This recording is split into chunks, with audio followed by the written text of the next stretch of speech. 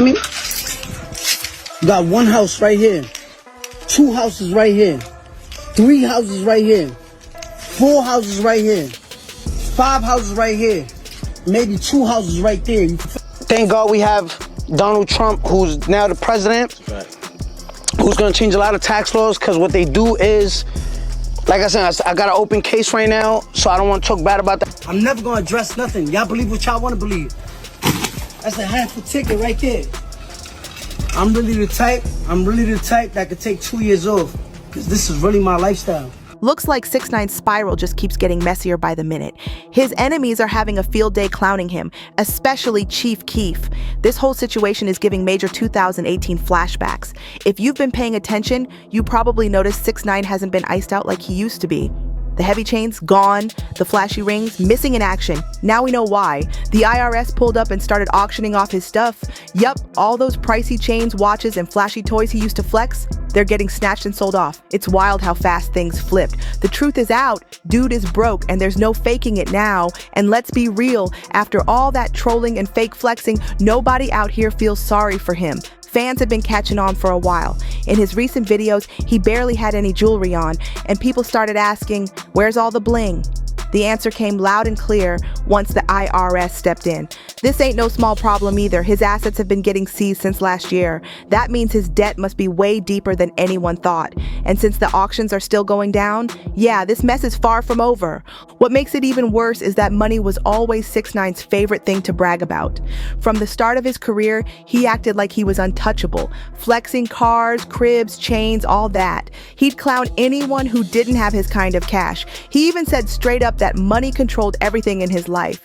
Where he stayed, what he drove, how he moved. But right now, shooting my music video, Legend, I got out the car randomly, asked a random person if I was allowed to stay in their house for 2 days, eat what they eat, live. Now, that money talk dried up real quick. With all the drama surrounding him, it was only a matter of time before 6ix9ine's money started drying up. Right after getting out of jail, he actually had a massive multi-million-dollar record deal waiting on him. Sounds like a comeback, right? But nah, after all the legal mess and falling out with half the industry, most fans weren't checking for a new 6ix9ine drop like that. His first couple tracks post-prison, like Gooba and Trolls, did numbers at first, but that was just because folks were curious to see what he'd do next. That hype didn't last long. When he dropped his Tattletales album, it sold only 53,000 units in its first week. Not bad, but not the comeback he needed. And his next album, La Vida, didn't even get proper first week sales numbers.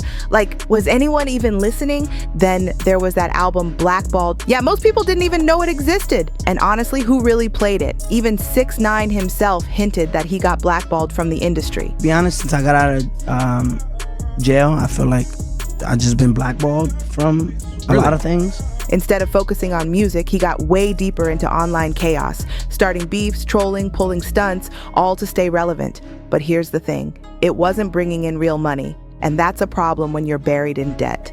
By 2022, rumors were flying that 6ix9ine was having serious financial issues, and it wasn't just talk. His own manager, Wack 100, said 6ix9ine was completely broke and barely surviving. Wack even claimed he had to send him cash just so he could get gas in his car. That's insane. Yeah, he broke as a mother. 6ix9ine ain't got nothing. Man, that over there doing bad, bro. I had to send him $20 for some gas, man. Yeah, bro. You know what I'm saying? That's why we was telling the people ain't nothing we can really do for you right now, because niggas is broke, bro. It got so bad that 6ix9ine told the court he was struggling just to pay his bills. Still, a lot of folks thought he was faking it. Just another stunt. But now, seems like the money problems were very real. Turns out 6ix9ine really wasn't capping. Dude was seriously down bad. Around this time, he got hit with a lawsuit for skipping out on $75,000 in security fees, and even his own lawyers were chasing him for unpaid bills. That's when the Steve Will Doet drama came out. Steve, a big-time YouTuber and streamer, had actually been helping 6ix9ine behind the scenes with money.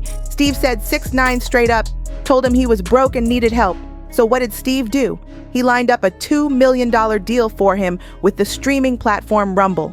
And get this, all 6ix9ine had to do was hop on once a week, play some video games for 1 hour, and collect the bag. Easy money, right? But nah, 6ix9ine fumbled it bad. He took the money and ghosted the whole deal. Never streamed, never showed up, nothing. So what happened between you and 6ix9ine? I got him a deal, right? To play video games. Rumble. once a week for an hour. Damn. $2 million up front, just doesn't do it. He had no money at the time, and he needed money to fucking, he breaks up with his girlfriend, and he needs money to buy Birkin bags for all these black chicks and give away money to make his girlfriend jealous. That's literally like the factual story. He told the company, I need $2 million up front so I can buy a content house. See these videos of him giving away money and stuff, it's never his. Steve even said 6ix9ine asked for cash just to buy luxury bags for girls, trying to make his ex jealous.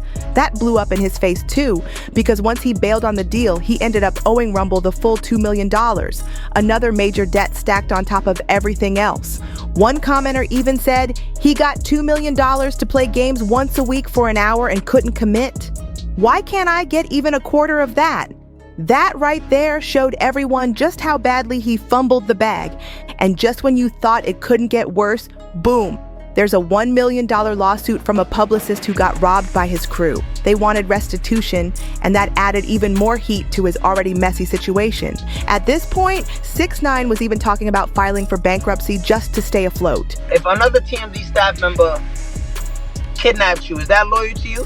You're working right now. Paulie's stealing all of the money that you're making right now and gives you crumbs. What really crushed 6ix9ine's whole situation was the $10 million lawsuit that came from a stripper named Alexis.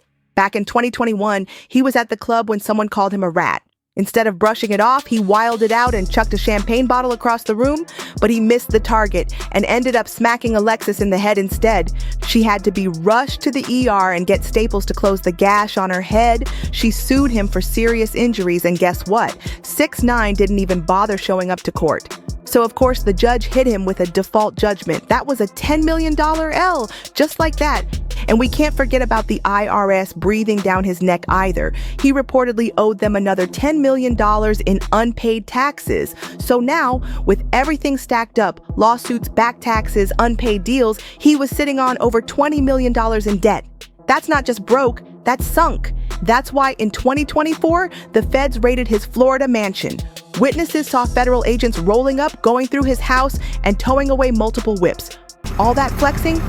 Yeah, it's done. The 6ix9ine era of stunting is officially canceled. And the internet? Oh, they're having a field day. The same way 6ix9ine used to clown other rappers for going broke? Now it's his turn to get roasted. The memes are non-stop. One person joked, 6ix9ine joining Squid Games to pay off his debt, and another said, if Trippie Redd buys one of his chains, I'm falling out of my chair? That would be straight up poetic, since 6ix9ine snitched on Trippie back when they were beefing. And of course, Chief Keef had to slide in with some shade. After all, 6ix9ine disrespected him and even allegedly put a hit out on his people. According to reports, Keef said this is straight up karma for 6ix9ine being a rat, and that this is just the beginning. This beef been brewing since 2018, and it was messy from the jump. It all kicked off when 6ix9ine got into it with Chief Keef's cousin, Tato, over Cuban Doll. At the time, Cuban Doll was dating Tato, but she popped up in a video with 6ix9ine, and that set everything off. Things escalated quick when a video surfaced showing 6ix9ine and Tato arguing on FaceTime. Tato wasn't playing. He told 6ix9ine, I unleash people, throwing direct threats his way. Instead of squashing it, 6ix9ine poured more gas on the fire and started aiming shots straight at Chief Keef and Lil Reese. By May 2018, he was out here trying to flex tough. He even pulled up to O Block in Chicago at 3 a.m., claiming he was outside in enemy territory. But later, footage exposed that the streets were completely empty. He pulled up when nobody was out, just for the cameras. Meanwhile, Chief Keef and Lil Reese were really out in the city looking for him, ready to handle business. But there were rumors flying that 6ix9ine was rolling with police protection the whole time. People weren't buying his tough guy act anymore. Then it got serious. In June 2018, Chief Keef got targeted in New York. And while 6ix9ine tried to play innocent, investigators linked him to the whole situation. And just when you thought he'd chill, 6ix9ine flew out Chief Keef's baby mama. Slim Danger took her shopping, filmed the whole thing, and even had her calling Keef a deadbeat. Straight disrespect. But 6ix9ine didn't stop there. He kept going, called Keef a P-word, trolled him after his crib got broken into, and in one wild moment was even caught on video bragging about putting a hit out on Tato. Like, it wasn't rap beef anymore. It was real street drama. That video where 6ix9ine bragged about putting a hit on Tato, yeah, that ended up being key evidence in the RICO case that sent him to prison. I watch movies. In real life, these rappers are like, yo, remember, just don't let it distract you. Just remember every time I beat. Wild how karma comes full circle.